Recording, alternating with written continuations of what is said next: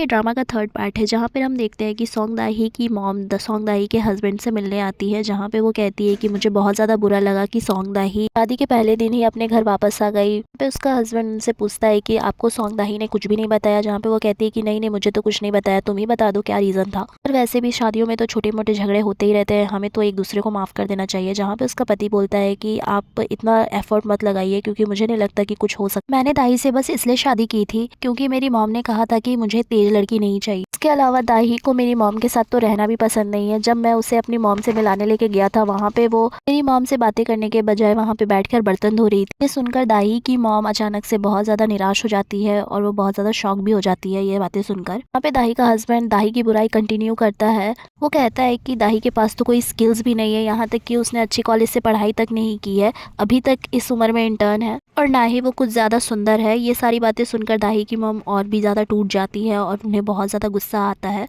Continue करता है और कहता है कि मैं ये सब भी भूल जाता अगर वो एक बार अपना आत्मसम्मान छोड़ देती। कि मॉम ये सारी बातें सुन नहीं पाती और वो खड़ी होती है और उसे बहुत ज़्यादा सुनाती है, कहती है कि तुम बहुत ज़्यादा घमंडी हो। मैं बेकार में अपनी दाही पे शक कर रही थी, लेकिन मुझे पता चल गया कि उसने तुम्हें क्यों छोड़ा। अब तो तुम हाथ जोड़कर भी मांगो तो मैं अपनी दाही तुम्हें कभी नहीं दूंगी। कहती है कि क्या तुमने सिविल सर्वेंट की परीक्षा पास की है, तुम तो सिविल सर्वेंट कहलाने के लायक भी नहीं हो। मुझे लगता है कि तुमसे ज़्यादा स्किल्स है मेरी दाही में, वो तुम्हारे तरह नहीं है, वो बिल्कुल भी घमंडी नहीं है और लोगों की इज्जत करती है।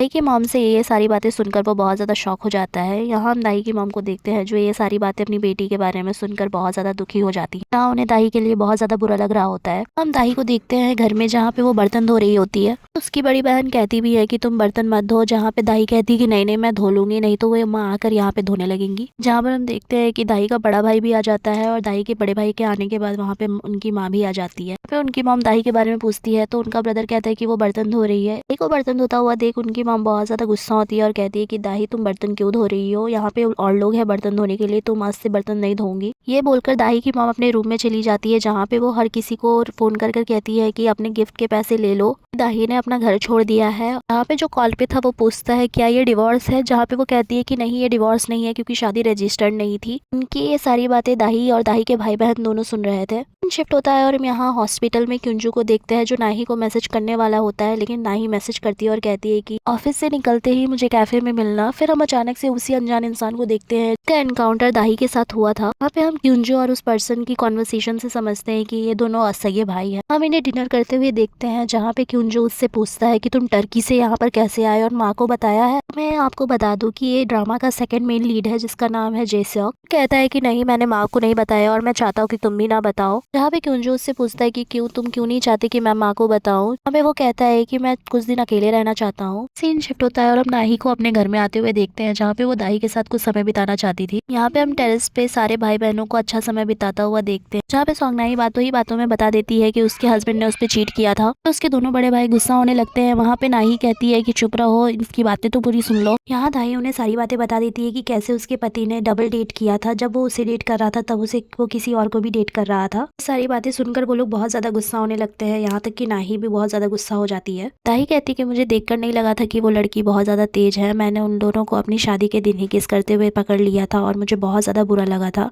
ये सुनकर सारे लोग बहुत ही ज्यादा शौक हो जाते हैं और दाही को बहुत ज्यादा कंसोल करने की कोशिश करते हैं। सीन शिफ्ट होता है और हमें सुबह का सीन दिखाया जाता है जहाँ पे दाही की बहन गाही उसके पति को मारने के लिए सबसे पहले आ जाती है। जहाँ पे हम देखते हैं कि वो कहती है कि तुम्हारी हिम्मत कैसे हुई मेरी बहन को चीट करने की, तुम्हारे लिए अच्छा हुआ कि मैंने सिर्फ तुम्हें टांग पे मारा है, नहीं तो मैं तो तुम्हारा थोबड़ा बिगाड़ देती। फिर हम दाही के बड़े भाई जूसियन को देखते हैं जो फिर उससे मिलता है और कहता है कि तुम्हारी हिम्मत कैसे हुई मेरी बहन को चीट करने की। जूसियन को ऐसे आता हुआ देख वो बहुत ज्यादा डर जाता है। जहाँ पे वो उससे क्वेश्चन पूछता है और कहता है कि क्या तुमने मेरी बहन को फंसाया, जिसके आंसर में वो हाँ बोलता है तो वो उसे एक घुसा मारता है और वो कहता है कि मैं तुम्हारे टांगे तोड़ने वाला था, लेकिन बस तुम्हें मैं इतने में छोड़ रहा हूँ। सीन शिफ्ट होता है और हम देखते हैं कि वो अपने पार्किंग में जाता है जहाँ पे उसकी गाड़ी में गंदी गंदी गालियाँ लिखी होती है। अपनी गाड़ी की ऐसी हालत देखकर वो बहुत ज्यादा दुखी हो जाता है और बहुत ज्यादा जोर से चिल्लाता है। हम नाही को देखते हैं जो अपने हाथों में स्प्रे बॉटल लेकर रखती है, मतलब हम समझ जाते हैं कि ये काम भी नाही नहीं किया है। दाही के तीनों बड़े भाई बहन अपनी छोटी बहन का बदला उस इंसान से ले लेते हैं जिसने उसे परेशान किया था। हम नाही की मॉम को देखते हैं जो मार्केट में अपने शॉप पे जा रही थी। वहाँ पे उन्हें वही औरतें मिलती है जिन्होंने उनसे पार्टी ली थी। उन्हें भी दाही के बारे में पता चल गया था, जहाँ पे वो कहती है कि हमें मुझे माफ कर दो, हमें पता नहीं था कि दाही अलग हो गई है, लेकिन मुझे लगता है कि तुम्हारे घर पे जरूर किसी का श्राप है तभी तो सारे लोग धीरे धीरे करके अलग हो रहे हैं। ये सुन के दाही की मॉम बहुत ज़्यादा डिस्टर्ब हो जाती है और वो चली जाती है वहाँ से। उनके जाते ही दोनों बातें करने लगती है और उसमें से एक औरत कहती है कि लगता है कि हमने कुछ ज़्यादा कह दिया, लेकिन वो दूसरी वाली कहती है कि कहाँ हमने ज़्यादा कहा है, हमने तो सच कहा है। उन दोनों को गॉसिप करते हुए क्युंजू की मदर सुन लेती है, जहाँ पे वो कहती है कि कौन अलग हुआ है, मुझे भी बताओ, क्या उनकी छोटी बेटी अलग हुई है। यहाँ पे सीन शिफ्ट होता है और हम क्युंजू की मदर को कैफे में आते हुए देखते हैं, जहाँ पे वो बहुत ज़्यादा खुश लग रही थी।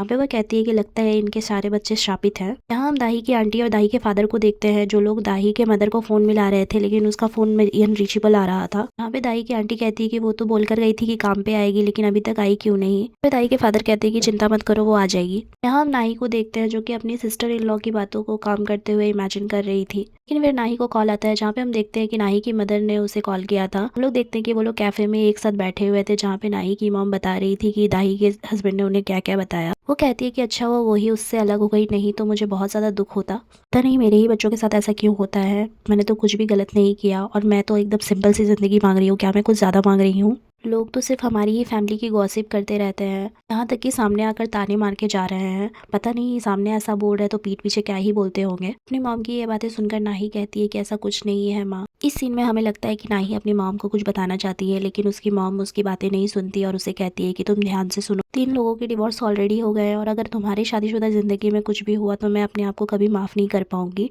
तुम्ही मेरी एक आखिरी उम्मीद हो और मैं चाहती हूँ कि तुम अपनी शादी में ऐसा कभी ना होने दो। यहाँ पे नाही रुक जाती है और अपनी मॉम को कुछ नहीं बताती। सीन शिफ्ट होता है और किंजू को हंस के बातें करते हुए देख नाही सोचती है कि ये मेरे बिना ही हंसता है। यहाँ हम नाही को बाहर देखते हैं, जहाँ पे वो अपनी पुरानी पिक्चर्स देख रही थी किंजू के साथ, जहाँ पे उसे देखकर बहुत ज़्यादा बुरा लगता है कि वो पहले जैसे अब नहीं रहे हैं। सोचकर उसे बहुत ज़्यादा दुख होता है और वो रोने लगती है।